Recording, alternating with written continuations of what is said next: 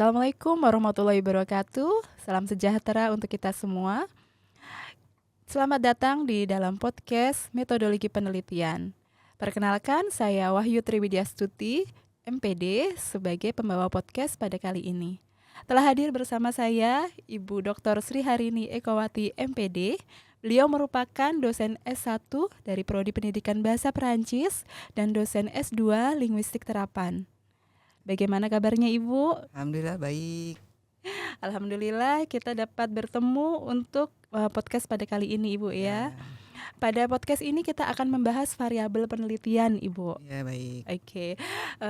Ibu hari ini apakah Ibu bisa menjelaskan sedikit mengenai variabel penelitian? Apa itu variabel penelitian Ibu? Baik, variabel penelitian adalah sesuatu atribut atau sifat yang ada pada orang atau benda atau objek yang punya karakteristik bervariasi. Oke, jadi karakteristiknya itu bervariasi Ibu ya, bisa betul. dari dalam objek, benda gitu Atau maupun orang. Ya, betul. Oke, apakah dalam penelitian variabel itu penting Ibu? Oh ya, sangat penting karena variabel itu yang akan membawa kita kepada penelitian yang mau kita kerjakan. Jadi setiap penelitian kuantitatif harus ada variabel penelitiannya. Oke, jadi memang sangat penting variabel itu ya betul. dalam penelitian. Baik, kalau jenis-jenis variabel ada apa saja ya Bu jenis-jenisnya? Baik, secara umum variabel itu ada dua, satu variabel bebas dan yang kedua variabel terikat. Gitu. Ibu bisa jelaskan lebih lanjut apa itu variabel bebas, apa itu variabel terikat, Ibu? Ya, oke. Variabel bebas itu variabel yang mempengaruhi. Variabel terikat variabel yang dipengaruhi. Secara bahasa mudahnya kira-kira seperti itu. Oke, baik.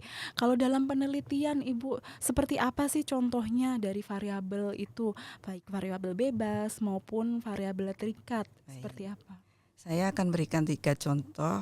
Karena saya dari bahasa Perancis, maka contoh saya mungkin bahasa Perancis saja. Baik, ya, Wahyu ya. Iya, tidak apa-apa Ibu.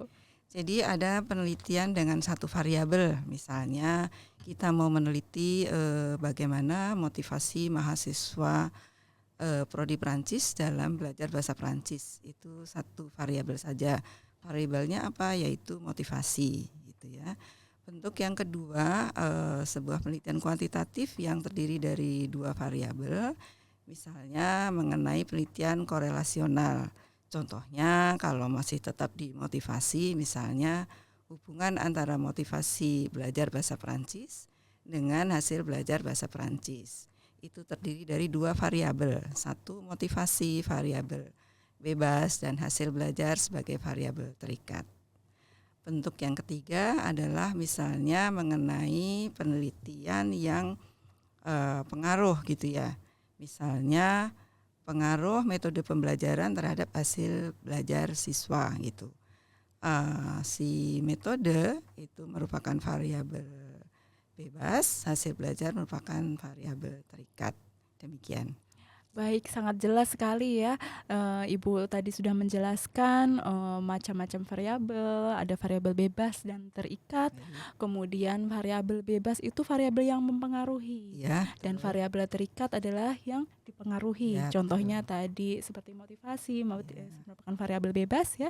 Kemudian variabel terikatnya misalnya hasil belajar. Ya. Nah, itulah tadi penjelasan dari Ibu Harini mengenai variabel penelitian, jenis-jenis variabel beserta contoh-contohnya. Terima kasih banyak Ibu Harini. Sama. Sampai jumpa.